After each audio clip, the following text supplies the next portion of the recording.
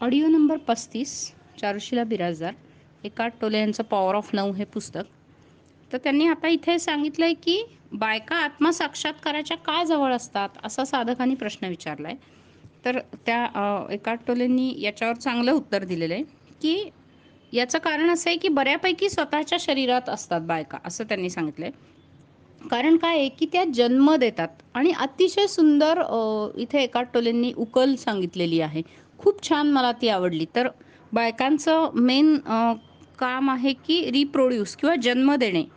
तर निसर्गाला, नेचरला किंवा युनिव्हर्सला स्त्रीलिंग वापरतात पहा. इंग्लिशमध्ये ऑफकोर्स आता ऑथर इंग्लिश असल्यामुळे त्यांनी इंग्लिशमध्ये सांगितलं की निसर्गाला स्त्रीलिंगी शी असं वापरलं जातं. का का तर ते जन्म देतं, म्हणजे निसर्गातच आपण अंकुर फुटतो पहा.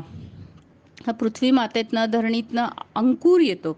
तर आणि मग त्याच्यातच शेवटी मेल्यावर सगळे जीव विलीन होतात. जसं काही एखादी आई आपल्या मुलाला प्रेमाने कवटाळून घेते, तसं आपण मेल्यावर पृथ्वी मातेतच विलीन होतो. सो आईच्या मांडीवरच जन्मतो आणि आईच्या मांडीवरच मृत्यू पावतो. तर त्याच्यासाठी निसर्गाला त्यांनी सांगितलं आहे की निसर्ग म्हणजे एक आई आहे आणि दैवी आई जीवन देते आणि जीवनही घेते. तर त्यामुळे बायकांनी स्वतःचं दैवी अस्तित्व पूर्वीच्या काळी होतं ते विसरलं आणि मग त्या पुरुष अस्तित्व मानू लागल्या. तर बायकांना पुरुषांच्या हाताखालचे मानले गेले आणि काही लोक देवीची पूजा करतात. त्या काळी बॅलन्स आला होता, पण त्यांनी ऑथरनी एक अजून खूप चांगलं एक्सप्लेन केलं आहे की मानवी मन जे आहे ना, तर त्याच्यामध्ये पुरुषी ऊर्जा आहे, असं तो ऑथर सांगतो. म्हणजे ऑथर स्वतः पुरुष असून देखील त्यांनी अतिशय ऑब्जेक्टिव्हली पुरुषांचे कॅरेक्टरिस्टिक्स काय आहेत, पुरुषांचे स्वभाव विशेष काय आहेत, ते मानवी मनाशी जोडलेले आहेत.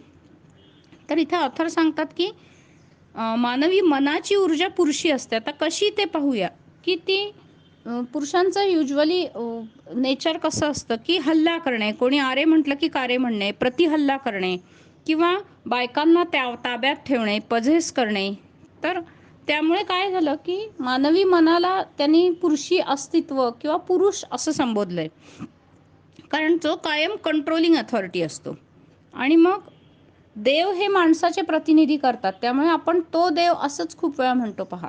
ती देव नाही म्हणत आपण, असं त्यांनी सांगितलंय. तर जर मनापासून दूर जायचं असल्यास स्वतःमधील खोल सत्य आपल्याला अनुभवायला त्यांनी सांगितलंय आणि त्याला वेगळ्या प्रकारची क्वालिटी पाहिजे. तर आता कशी की त्यांनी सांगितलं ह्याला ऑप्शन काय आहे की मानवी मन प्रतिहल्ला करतं, वाद करतं, विवाद करतं. पुरुषी जे आहेत, जे जे कॅरेक्टरिस्टिक आहेत ते त्यांनी मानवी मनाला लावलेत. ते दोघांमध्येही असतं, बायका आणि पुरुषांमध्ये. तर याला कंट्रोल करायला काय असतं, तर आपली उपस्थिती गरजेची आहे.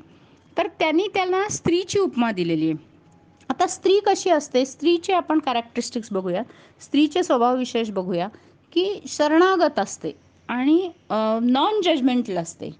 म्हणजे उपस्थिती कशी आहे, तर आपल्याला मागे आपण शिकलो, ते दालन ओपन केलं की पोर्टल ओपन होतं आणि मग उपस्थित राहिलो आणि शरणागत राहिलो तर हे मानवी मन कंट्रोलमध्ये येऊ शकतं, असं आपल्याला आधी ऑथरनी सांगितलं आहे. तर त्याच्यामुळे शरणागती, नॉन जजमेंटल किंवा बायका ज्या आहेत, ज्या जागरूक बायका आहेत किंवा स्त्रिया आहेत, त्या न्यायनिवाडा करत नाहीत. आणि मग अशी क्षमता की जी प्रेमाने विरोध न करता या लाईफमधील सगळ्या गोष्टी समजून घेऊन सगळ्या क्वालिटीज एम्ब्रॅस करते. म्हणजे सगळ्या ज्या ज्या गुणविशेष आहेत ते स्त्री कशी करते, तर मिठी मारते, त्याला कवेत घेते आपल्या. फॉर एक्झाम्पल आपण व्यंकटेश स्तोत्रातही बघितलं पहा, पुत्राचे सहस्त्र अपराध माता काय मानी तयाचा खेद. तर अशी ही आपल्यामध्येच ही दोन पर्सनॅलिटी आहेत. एक पुरुष म्हणजे जे मन आहे, जे हल्ला करतं, वादविवाद करतं, प्रतिहल्ला करतं, अहंकार बाळगतं. आणि दुसरं हे अतिशय सगळ्या गोष्टींना कवेत घेणारी एक आपली उपस्थिती, विटनेस मोड किंवा साक्षीभाव, ज्याला उपस्थिती म्हणतात. ऑथर त्याला म्हणतात प्रेझेन्स. तर त्याच्यामध्ये स्त्रीच्या क्वालिटी आहेत. आणि मग स्त्री काय करते, लेकरांना समजून घेते, चुका पदरात घालते, मिठीत घेते. तशी आपली जर आपण उपस्थिती आपण कायम ठेवली तर मनाचा द्वाडपणा लक्षात घेऊन ती पदरात घेईल. तर आता फॉर एक्झाम्पल म्हणजे ह्याचं इंटरप्रिटेशन मी असं केलं की मनामध्ये समजा राग आला, तर जेव्हा आपण उपस्थित राहतो तेव्हा ठीक आहे, राग आलाय, माणूस आहे, काहीतरी येणार ना, सगळं कसं आपण परफेक्ट असू. असे मनात ही उपस्थिती सगळ्या गोष्टींना कवेत घेते आणि लगेच जज नाही करत की अरे मला राग कसा आला, मी हे असं वागायला नको होतं. हे असं काही नॉन जजमेंटल, ठीक आहे राग आला त्या क्षणापुरता आला, हा क्षण जाणार आहे तर ठीक आहे, ॲक्सेप्ट. तर ह्याचा स्वीकार स्त्रिया करतात असं ऑथर म्हणतात. त्यामुळे स्त्रिया जास्त आत्मसाक्षात्काराच्या जवळ असतात. तर त्यांनी सांगितलं की मनाची ऊर्जा ही खूप कडक आणि रिजिड असते, पण आपल्या उपस्थितीची ऊर्जा आहे ती खूप सॉफ्ट असते, मृदू असते, सौम्य असते आणि ती काहीतरी नवीन तयार करणारी असते. म्हणजे मनाची ऊर्जा जी त्रासदायक असते त्या मनाची ऊर्जा ती कन्व्हर्ट करणारी असते, रूपांतरण करणारी असते. तर त्याच्यामुळे स्त्री जशी पुनरुज्जीवन करते किंवा जन्म देते तशी स्त्री कन्व्हर्ट करणारी असते. तर अशा प्रकारे ही जी उपस्थिती आहे ती बुद्धिमान असून त्याचे मूर्त स्वरूप हे सगळे विश्व आहे. तर बायका त्यामुळे आत्मज्ञानाच्या जास्त जवळ असतात. पुरुषही करू शकतात, पण बायकांना किंवा स्त्रियांना हे जास्त इझी आहे. तर अजून बरीच स्त्रिया आणि पुरुष स्वतःला विचार करणारा व यातना देह म्हणून ओळखतात. तर त्यांनी आत्मज्ञान मिळायला अवघड जाते. तर पुरुषांना मेजर अडथळा म्हणजे विचार करणारे मन आणि बायकांचा मेजर अडथळा म्हणजे पुढे ऑथर सांगतो की यातना देह. तर बायकांचा सारखा ॲक्टिवेट होत असतो, कार्यान्वित होत असतो यातना देह आणि त्यामुळे बाकीच्यांमध्ये दोन्ही फॅक्टर सेम इक्वल असू शकतात. सो पुरुषांमध्ये ते सतत विचार करत राहतात आणि स्त्रियांमध्ये यातना देह ॲक्टिवेटेड असतो. तर आता पुढे त्यांनी स्त्रियांविषयी जरा सखोल अभ्यास करून सांगितलेला आहे की सगळ्या बायका किंवा स्त्रिया मिळून त्यांची एक एकत्र यातना देह तयार होतो. सगळ्या स्त्रिया पृथ्वीवरच्या. आणि यातना देह सामुदायिक आणि वैयक्तिक अशा दोन स्वरूपाचा असतो, तो स्त्रियांमध्ये असतो. तर आता हा जो सामुदायिक यातना देह आहे त्याच्यामध्ये भूतकाळात साठवलेले दुःख सहन करणे किंवा अनेक वर्ष मानवी मनात साठवलेले दुःख, ज्याच्यात रोग, छळ, युद्ध, खून, घातपात, क्रौर्य, वेड अशा गोष्टी समाविष्ट आहेत. या सगळ्यांची मिळून एक पेन बॉडी सामुदायिक यातना देह असतो. आता काही काही देशांमध्ये पहा खूप घातपात झालेला आहे. तर सामुदायिक यातना देह तिथे त्या त्या देशांमध्ये जड असतो. तर एखाद्याची पेन बॉडी जर खूप स्ट्रॉंग असेल, बलशाली असेल, तर ती व्यक्ती जर स्वतःला पेन बॉडीपासून विलग करायला जागरूक नसेल, तर मग काय होतं की तिचे इमोशनल पेन रिलीव्ह करावे लागते किंवा ती व्यक्ती हिंसाचाराला पटकन बळी पडते. म्हणजे एखाद्याची त्यांनी सांगितले की रेप का होतात किंवा स्त्रियांवर अनन्वित छळ का होतो, कारण त्यांची पेन बॉडी ॲक्टिव्हेटेडच असते कायम आणि ती जर जागरूक नसेल तर तसे तसे प्रसंग इन्व्हाइट करते, आयुष्यामध्ये बोलावून घेते असे प्रसंग.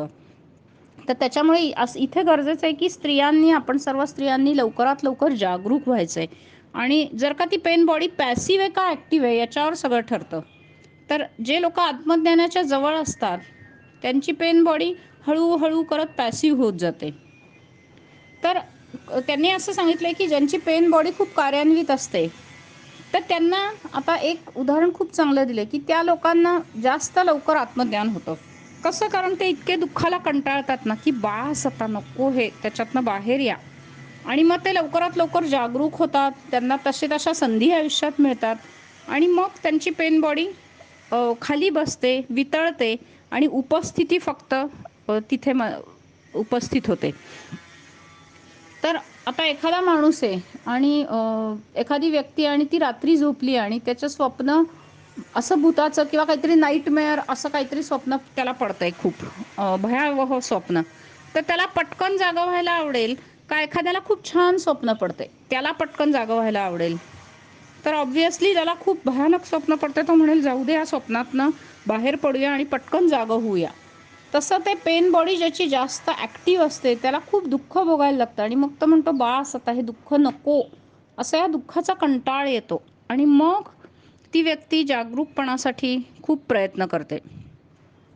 तर प्रत्येक स्त्रीचा वाटा हा सामुदायिक यातना देहात असतो आणि स्त्रियांनी आजवर जे जे दुःख पुरुषांमुळे सोसले आहे की मुलाला जन्म देण्याचे, रेप, एक्सप्लॉयटेशन किंवा पुरुषांना दिलेला त्रास, तर या कलेक्टिव्ह यातना देहाचा एक भाग सर्व स्त्रियांमध्ये असतो. किंवा बायकांना होणारा मासिक धर्माचा त्रास जो यातना देहाचाच भाग असतो आणि जो निद्रित अवस्थेत असतो. पण त्यामुळे काय होतं, जीवनातील जी ऊर्जा असते, जीवन ऊर्जा, ती सीमित होते आणि मासिक धर्म हे त्याचं मूर्त रूप आहे. तर यातना देहामध्ये शक्तिशाली ऊर्जा असतात, ज्या तुम्हाला अजागरूक अवस्थेकडे ओढतात. तर ही यातना देहाची ऊर्जा तुम्हाला पझेस करते. म्हणजे आपण एखादं भूत लागल्यावर झपाटलेलं होतं ना, तशी ही या यातना देहाची ऊर्जा आपल्याला झपाटून टाकते. आणि मग तुम्ही आहात, ती म्हणजे तुम्ही आहात असे भासवते. पण ती ऊर्जा तुम्ही नाही आहे. त्यामुळे हे तुम्हाला जर जागरूक असलं तर तुम्ही लक्षात येतं. ती ऊर्जा अशी तुम्हाला झपाटून टाकते की ती तुमच्याऐवजी बोलते, तुमच्याऐवजी कार्य करते. ती तुमच्या आयुष्यात दुःखद नकारात्मक घटना निर्माण करते. म्हणजे ती त्या ऊर्जेच्या दुःखाच्या ऊर्जेच्या म्हणजे वाढवते. दुःखाची ऊर्जा अजून वाढली जाते. कारण तिला अजून खूप दुःख हवं असतं. आणि ती विलनचे काम इथे करते, यातना देहाची ऊर्जा. आणि ती विनाशकारी असते. तर ती म्हणजे तुम्ही नाही, हे पहिले लक्षात घ्या. तर ज्या स्त्रिया आता सेल्फ रिअलायझेशनच्या मार्गावर आहेत, ज्या जागरूक आहेत, ज्या पुरुषांच्या पुढे जात आहेत, तर त्या लवकरात लवकर आत्मजागृतीच्या मार्गावर पोचतील. काही वर्षांनी पुरुष पण तिथे पोचतील, पण बायकांना लवकर इझी पडते, कारण बायकांचा तो जन्मसिद्ध हक्क आहे, असं ऑथरनी सांगितलंय. तर कसा तो मगाशी मी आपल्याला वर्णन करून सांगितलं की स्त्रिया म्हणजे सर्व उपस्थित असतात. म्हणजे उपस्थिती ही कशी सर्वांना कवेत घेते, राग, लोभ, द्वेष, आणि मग ती जज करत नाही, न्याय निवाडा करत नाही. आपली आई पहा कधी जज करत नाही, तू वाईट आहे, तू चांगला आहे. तर तशी ती उपस्थिती कधी जज करायला जात नाही.